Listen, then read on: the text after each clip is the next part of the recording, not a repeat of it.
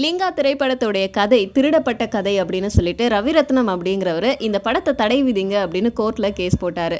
இதை விசாரிச்ச நீதிபதி எதிர்த்தரப்புல இருக்கிறவங்களுடைய கருத்தை கேட்காம இந்த படத்தை தடை செய்ய முடியாது அப்படிங்கிறதுக்காக லிங்கா படத்துடைய குழுவினர், அதாவது திரைப்படத்துடைய இயக்குனர், கதாசிரியர், நடிகர், தயாரிப்பாளர், விநியோகஸ்தர்னு சொல்லிட்டு 11 பேருக்கு இதுக்கு பதில் சொல்லுமாறு உத்தரவு போட்டாரு. அவருடைய உத்தரவின் பேர்ல இந்த படத்துல இருந்த அந்த 11 பேரும் பதில் மனு தாக்கல் பண்ணியிருக்காங்க.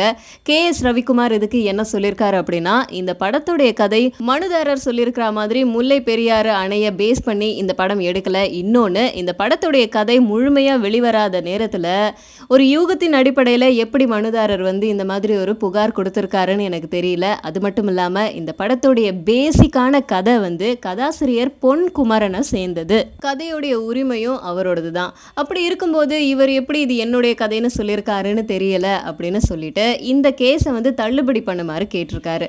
நடிகர் ரஜினிகாந்த் இதுக்கு பதில் மனு என்ன சொல்லியிருக்காரு அப்படின்னா, இந்த படத்துடைய விநியோகஸ்தன் நான் கிடையாது, இயக்குனர் நான் கிடையாது, கதை என்னுடைய சொந்தம் கிடையாது, இந்த படத்துல நடிக்கிற நடிகன் மட்டும்தான் நானு.